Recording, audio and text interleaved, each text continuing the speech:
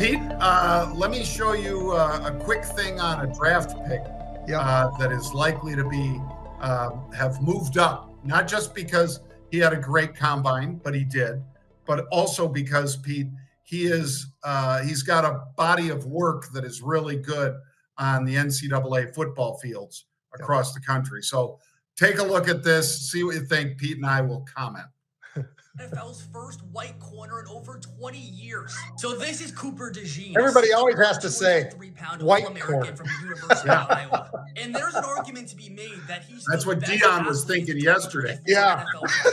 You see, Cooper grew up in Iowa, and he was an incredible multi-sport This kid's a freak, athlete, John. playing both quarterback Look and at him. safety He's on the 6'1", football and look team. at him He led jamming the his school basketball. back-to-back A lot of people say this guy included. He's as good as basketball, maybe his best sport, actually, even over to go football. along with another 1,235 yards and 24 touchdowns. So he can play quarterback, but the crazy play thing wide is, receiver, football he was can play his best point sport in guard. high school. He can Cooper play. scored nearly 2,000 points playing varsity basketball. Yeah, look at him. which I was mean, more the than anchors, Harrison Barnes the scored relays also and playing high school track. basketball in He Iowa. runs the 100 In and his 200. senior season, I he mean, averaged 26 points per game. But we're And not John, done when he's yet. on the field, DeJean he also actually played looks 3 years of fast. varsity You know, a lot of baseball. these guys, And in track, they he can was run a the state 4.240, champion but in do the they long run a jump and the 4.240 100 when they're on the Coming football out of high field? school, They South don't, Dakota many of State them. was the only D1 He actually program that does, wanted to and he's use a him as sub quarterback. 4.4 guy. So So, instead, he stayed home and I went to mean, the University of Iowa just to look play at what he defense. did for a Starting career, at high corner school as a and sophomore in college. I mean, this kid 2022, is he an had 5 absolute, and he's interceptions big. and 3 pick You sixes. know, In 2023, that's the other he thing. had the 0 first touchdowns, white and he'll be the first white corner, starting Pete, corner since since Jason Sehorn. Yep. The first one. Yeah. And he'll be a top pick. He'll be first round pick, Pete, Yeah. because he's big enough too to lay a hit on you. I mean, if you're 6'1", 208, that means you probably are in real measurements, probably 6'1 and a half, because they probably cut you by about half an inch on height. Push you down. And I'm guessing, Pete, that he's probably a little lighter when he ran at the combine, but he's probably plays about 212, 215. With that much speed, that kid's going to knock people down. Yeah, I mean, I think he really does stand out with the corners. But he doesn't just have to play corner, John. This is a guy, and this is what makes him so great. I mean, they call him the Swiss Army knife. He can play corner, he can play safety, he can play nickel, he can punt return, he can kick return. He's unbelievable at those things. If he gets interceptions, he's always scary enough to make you think that he's going to get a touchdown, which he got quite a few of those as well. So this guy's just a baller. I mean, there's no other way to describe what he can do. How about this, John? High school, 24-foot long jumper. That's a big number for the people who don't follow it in high school, but that's a monster jump. And, looking at a guy who's 40 time is something sub 4.4, pretty impressive. He's an All-American, unanimous. So there's a lot of folks actually that do know of him and understand who he is. Humble kid, you got to love him. And this is the second corner in 2 years, I think, that's coming out of Iowa that's kind of a freak show athlete that looks unbelievable. And, we give them all the credit in the world for all the tight ends they put out. They also put out a lot of linebackers. They're starting to get guys in the secondary.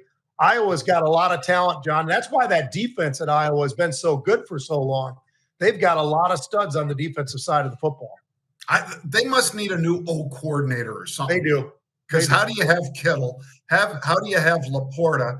How do you have some of these stud tight ends there, and yet you can't score over 12 points in a Big Ten football game? Right. And O-line. And, John, they deliver on O-linemen into the NFL, too. I mean, they've got a lot of guys that are big studs there, too. So, yeah, they've had problems. I think one of the problems was the head coach's son was the offensive coordinator, and for whatever reason, he wasn't doing the kind of play calling that they needed to do. And maybe they're just way too conservative. That's what I saw watching them on, both film and watching them on Saturdays. Really conservative on offense. That's fine. But, it's fine if you're scoring points. They weren't scoring points. The defense was practically scoring more points than the offense in a lot of games. So, I mean, they were monsters, and they were really attacking on defense. Pretty amazing, actually.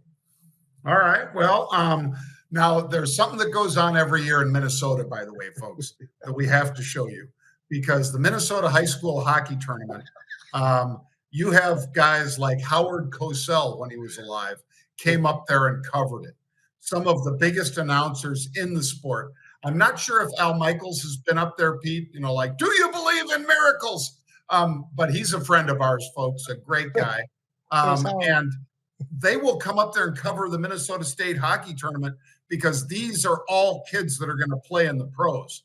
Mm-hmm. And in fact, one of the biggest games was just 2 nights ago, and Chanhassen beat Minnetonka, and Minnetonka was undefeated, and they're putting 7 guys into D1 hockey, so on scholarships. So that was a big, a David versus Goliath, but now maybe Chanhassen's a little more than just an also-ran. They broke through. But anyway, so Pete, tell them what happens in the high school hockey tournament other than just hockey.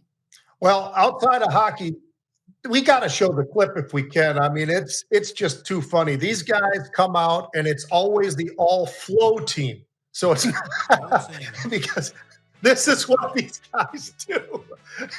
And that's, it's funny. It's fun. They have a great time doing it. I mean, if you go into YouTube, and all you got to do is just zip around, go to Google, whatever you want to do, and just put in hockey flow.